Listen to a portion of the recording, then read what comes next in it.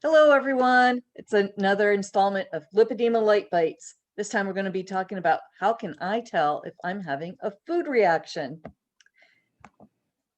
And thank you so much for joining. I'm Cheryl Skolage with Lipedema Diva.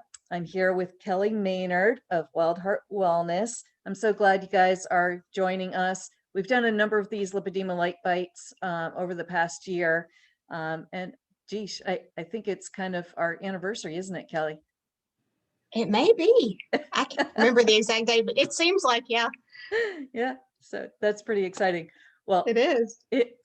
Anyway, you've joined us for one of the topics that I do like talking about, I guess, kind of. Maybe not so much. Maybe. Maybe not so much having a reaction as that it is an issue for women who have lipedema. And making that connection, I've seen so many light bulbs go off in the minds of lipedema ladies going, really? Some of this swelling and some of this pain and some of this inflammation is from a food reaction? And that light bulb goes off and they go, oh, that's right. And I have problems with this food or that food. And yes, it makes so much sense. So our first item here is, how do I know if I'm having a food reaction? And this is one of the most common questions that is asked in our group. We have a Facebook group, both Kelly and I are over there, and Lipedema and Food Sensitivities take control of your lipedema. We have around 7,000 women now, don't we? Give or take. And this question comes up all the time. How do I know? And so we're going to go over some of those most common symptoms that you will have.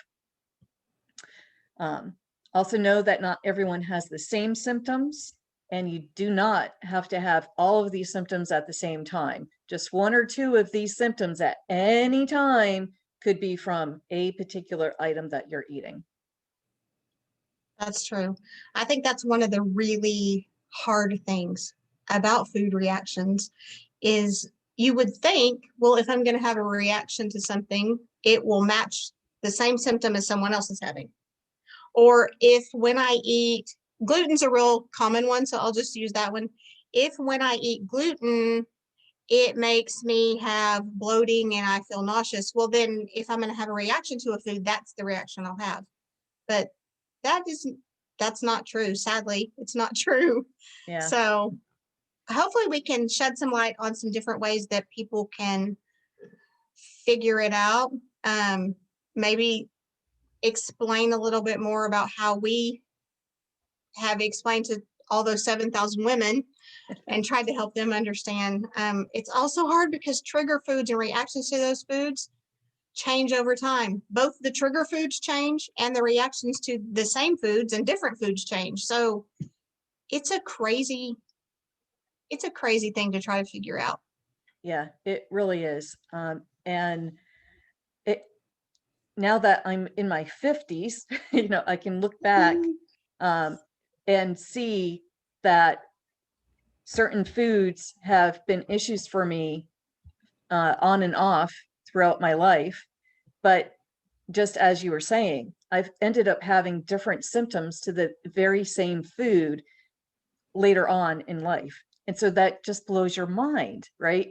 And the amount of different things that I've reacted to over the years and how much it has changed blows my mind.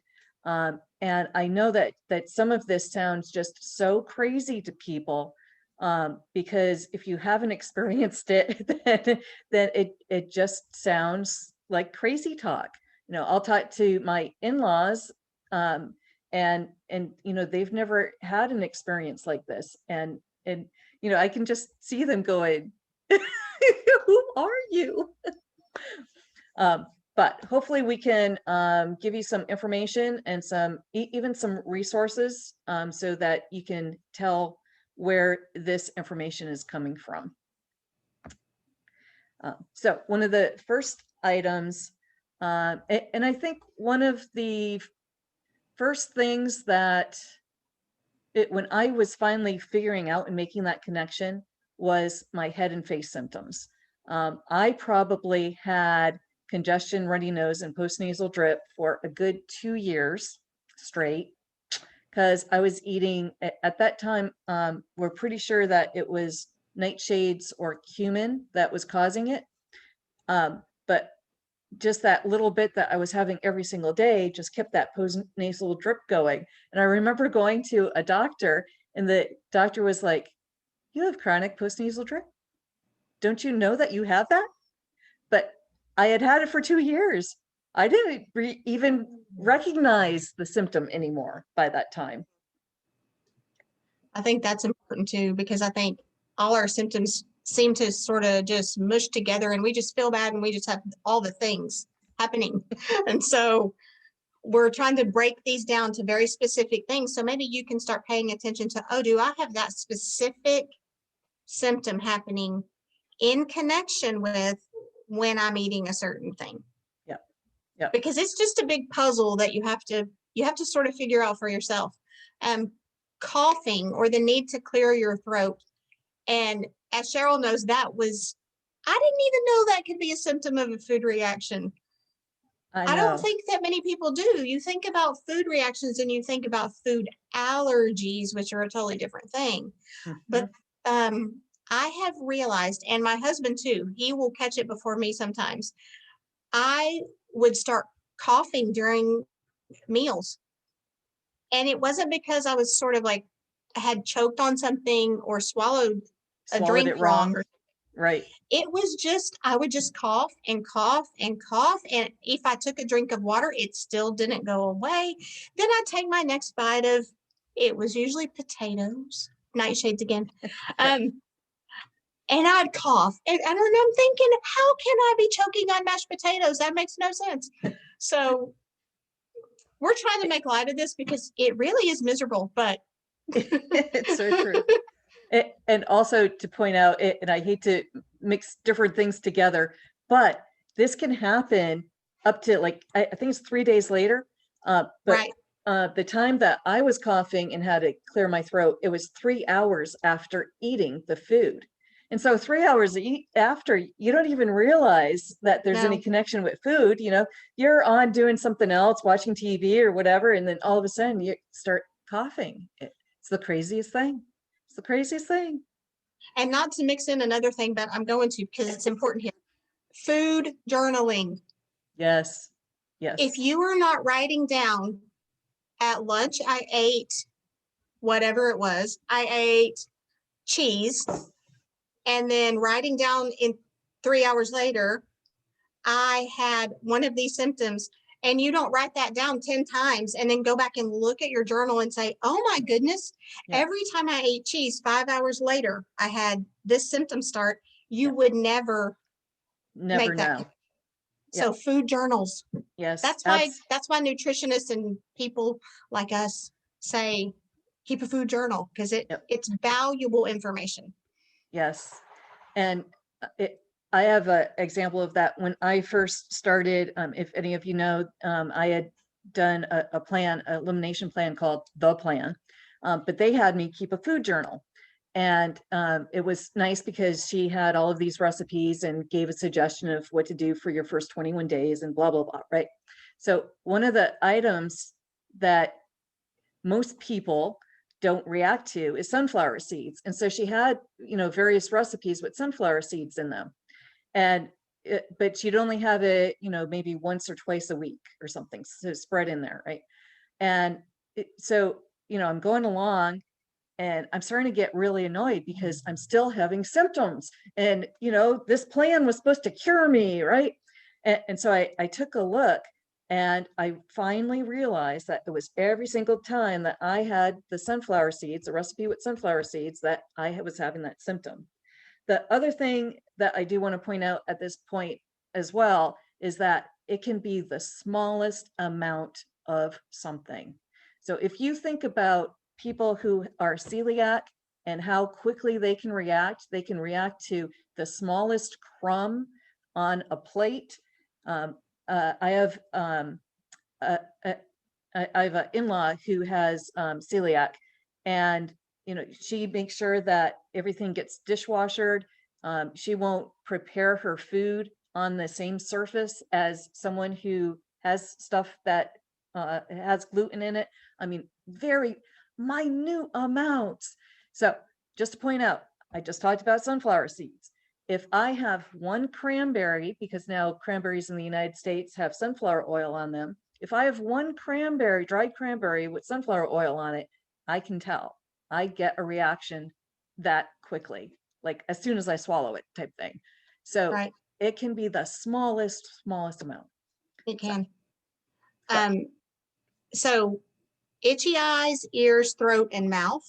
yeah, And I had some of these. I think you and I, between the two of us, every symptom on this whole presentation would be covered. I I'm think pretty so. sure. Yeah. But I had itchy throat from Himalayan sea salt. Oh my gosh. Yes. So for a while, I thought I was reacting to eggs because everybody says eggs, eggs, eggs, eggs. And everybody says Himalayan sea salt is like the salt of the gods. You just have to eat it. It's perfect. It's wonderful. No, not for me. So you have to really try to figure these things out. But Himalayan sea salt is something that I still am reacting to. It's been quite a while. So journaling and paying attention to exactly what you're doing. It could be a seasoning, salt. It can be really anything that you put into your body. Anything. Yes. Anything. Also sneezing that's not caused by an external stimuli, so it's not that, you sniffed your perfume and started sneezing, but, you started sneezing just out of the blue type thing. Of course, if you did sneeze after sniffing your perfume, you might be sensitive to your perfume. So there's that too. So headaches and migraines, dizziness and lightheadedness, all of these things are how your body is trying to tell you, I really didn't like that thing. So it's trying to give you these clues to stop eating it. But I think just over the years, we've just stopped paying attention because there's been so many other things about our bodies that we're paying attention to. That's true. So also mood and cognitive symptoms. So again, your body is trying to give you these clues. And so it's going to show up in other ways because it can't directly talk to you. So if you start having some anxiety, panic attacks, mood swings, depressive mood, all of these types of things really could just be from the food that you're eating. Yeah. Brain fog is a big one. And until you've had brain fog, you don't realize how much brain fog can affect you. And then feeling overly stressed or unable to handle usual stress. That's like a sort of different thing than anxiety. Just kind of feeling like you're overwhelmed by what's going on and you can't handle it as well. I think the mood and cognitive symptoms aren't talked about as much as the physical. And so I'm glad we're covering some of those. Yeah, I am too. And I think this is also one that is very difficult to track and to journal because when you're in the middle of any of these, you're just not wanting to deal with anything, right? And you're just trying to crawl into that little hole and hide out for a little while. But I probably need to start tracking some of these things a little bit more carefully than I have been in the past. It's easier for me to track the sneezing, the coughing, the upset stomach, and those types of things. But I think it is really important to try to track these things and figure out what that root cause might be. Yeah, I think that's true. One of the ones I've had is brain fog, and I didn't really used to pay attention to it. But once I made myself sort of step back and say, okay, this is what brain fog feels like. And then I cut out the things that I figured out were probably causing it. Then I made myself stop and say, okay, this is what my brain is supposed to feel like when it's functioning. So I think you sort of have to make yourself take note of how you're feeling and really sort of store it somewhere so that if you feel that way again, you don't have to try to figure it out again. You can just be like, oh, that's what that was. I made note of that before, and here I am again. And I mean, it seems like a simple thing to do, but when we're so overwhelmed by all of our symptoms, trying to figure out that one little thing it's sometimes just too much. Yeah. And so, that's a really good point, because since so many of us haven't paid attention to this for so long, our body has started react in some cases to just so many foods. So, you might be getting anxiety from one food, you might be getting coughing from another, sneezing from a third, and just on and on and on. And so sometimes it's going to take a bit to try to detangle all of that.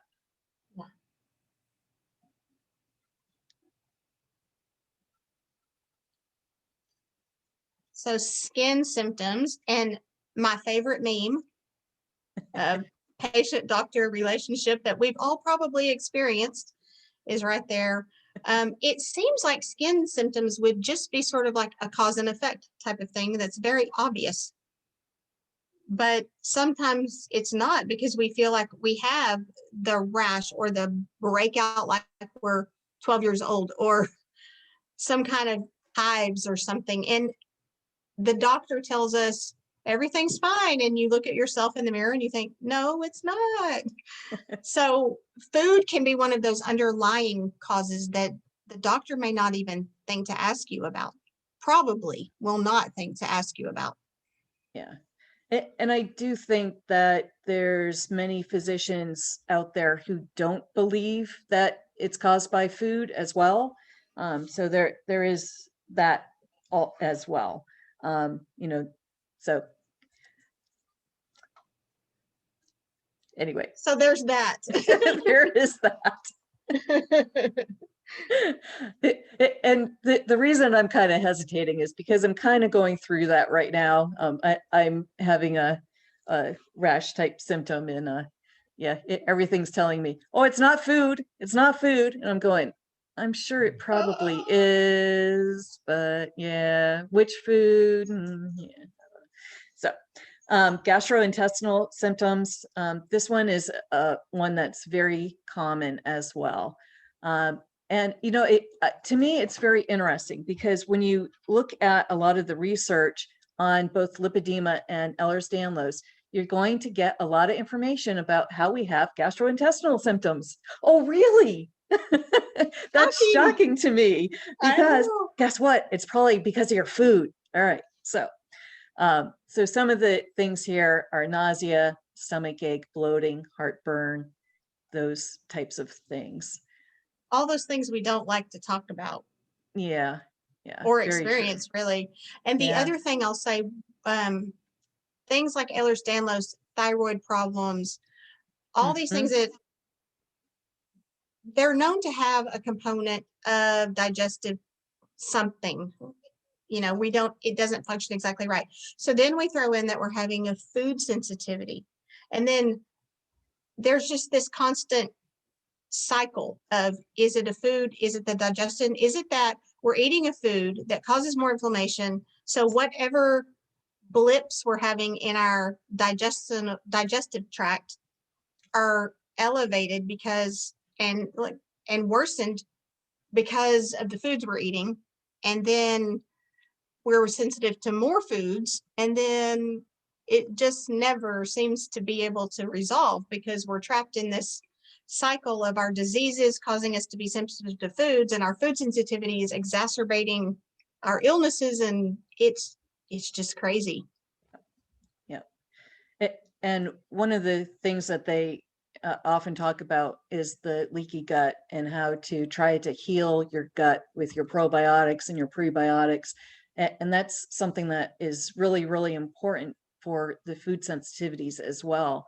They talk about how many bacteria we have in our gut, and it's just millions and millions, and that these bacteria can cause various symptoms throughout our body as well, because these bacteria end up kind of almost talking to our brain. And so you know, if we're able to try to get a handle on solving some of these gastrointestinal symptoms, then maybe some of the other symptoms can be decreased as well. That's true. So look for changes in bowel movements, increased cravings. Cravings is a big one. A lot of times that's also a sign of bacteria that's not in agreement with your stomach.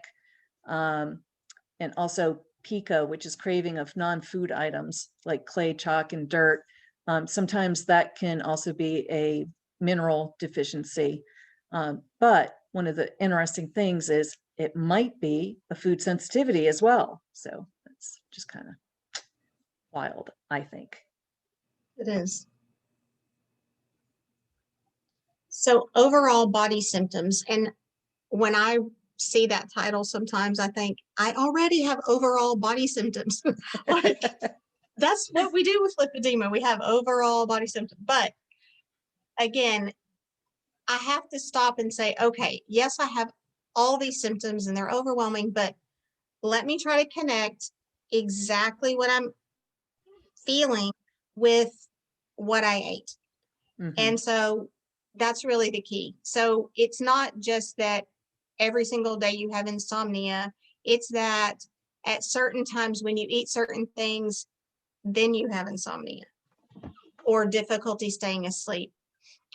You know, all the other things on the list as well. We have to start tracking and trying to be more aware of specific links between what we're eating and how we're feeling. Because we're not saying you'll have every single symptom in this whole presentation if you're sensitive to a food. We're saying these are things you need to try to link with what you're eating to see if the food you're eating is causing the symptom. Yeah. So I think that's really the key to figuring, well, it's always so hard to figure it out, but It is. But one other thing to also realize is that it's often a food that you're eating a lot of. So, and not necessarily a lot at one sitting or anything, but that you're having even small amounts of it daily. So one of the things that I'm concerned about are the food preservatives, but not necessarily from the way that you guys might be thinking, not necessarily because it's a food preservative, but because you have a small amount of it every day, because those preservatives have snuck into so many different things that we eat. And so one of the things with processed food, with all of those preservatives in it, you're getting that small amount daily, and your body starts going, why is this coming into your body every single day?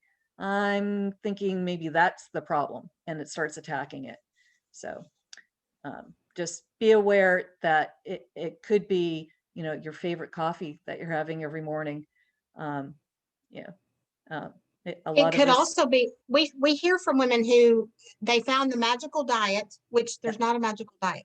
Just so right. you know, there's not a magical diet, but we hear from women and they feel like they stumbled upon this magical way to eat and everything was great. And then one day, after they had given up every single food except this one set of foods, now they can't eat any of those foods. So what are they going to do?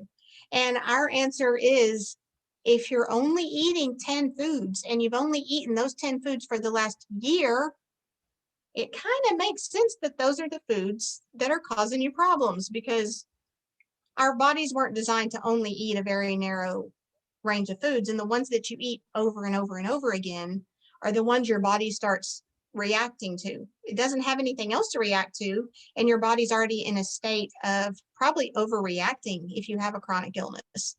So we would say, yes, look at all those foods that generally people say there are reactions to, like gluten and sugar and dairy, and yes, look at those, but also we would first suggest to look at those foods that you eat every single day. Yeah.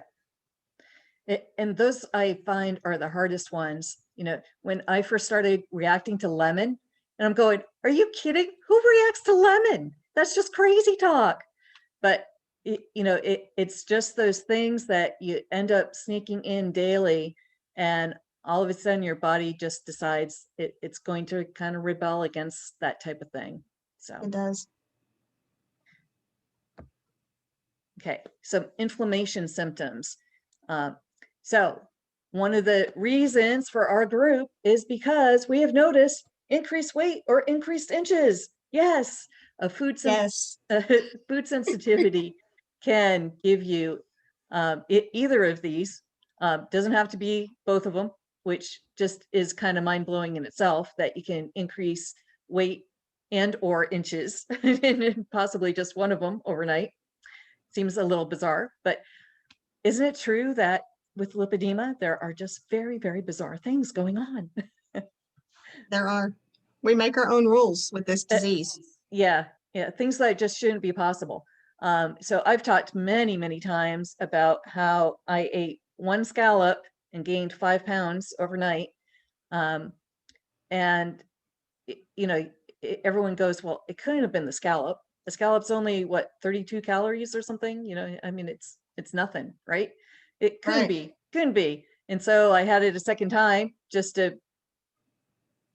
because I think I kind of convinced myself it couldn't be it. And the same thing happened. I gained 5 pounds overnight. Actually, I think it was 7 pounds, and I was sick for 5 days. It was something like that. Anyway, but yeah, I just don't want to ever try a scallop again. I know that.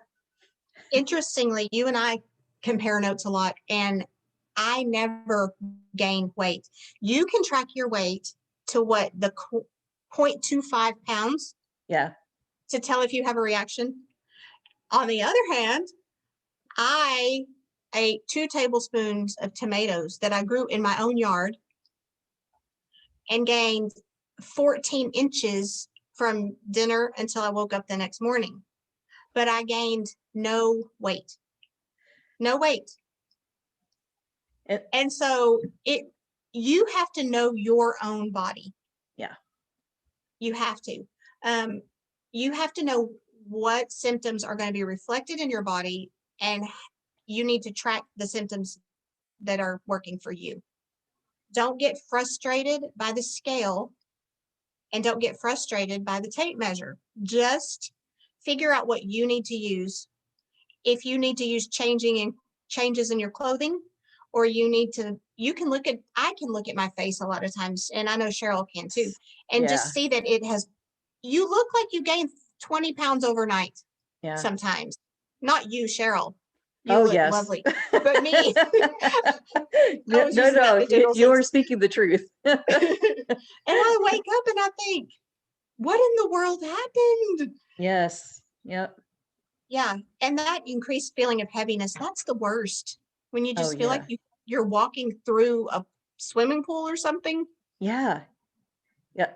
And I am so amazed at how quickly that can happen, the heaviness in the limbs, because currently I'm capable of walking 3 miles, but there's 1 or 2 days, I mean, I'll have walked and everything's fine. The next day, my legs just don't want to move, and I can't make it the first half mile. It's just crazy.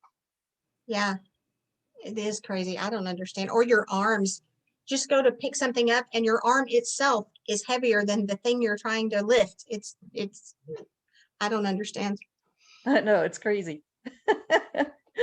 So, in conclusion, food reactions can affect your overall health as well as your lipedema symptoms, just as we've been talking about. And not every food affects everyone. There are some that tend to affect more people than others. The sugar, the gluten, the dairy, the seeds and nuts, those items are the most common, but we've had reports of women who react to cilantro, to lettuce, to mint, lemons. I mean, anything. It all comes down to how often you're having it, and if you had that kind of triggering event that got your body into an overreactive state. Food reactions can occur right away, like as you're actually eating, Mhm. or they can be delayed up to a few days. And so we reiterate, keep that food journal. It doesn't have to be pages and pages and pages. Cheryl's is more of like a spreadsheet and exact notes that she keeps. Mine is, dates and foods and a blurb about what happened.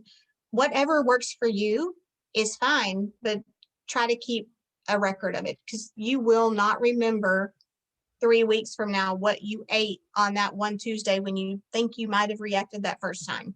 Yeah. And also there's a app that's out there called My Symptoms. And so you can put in all of the food that you had. It has a way of putting in, so it kind of collects everyone who has put in the common foods from their cabinets. And so you can just put in a brand name and it'll pop up. But you can track how much you ate and then your symptoms, and it'll give you an idea of what possibly you reacted to. And so that's kind of cool. Nice. So you can check out that app if that's something that you're interested in. But in conclusion, we want you to know if you remove your food sensitivities, you can control your lipedema.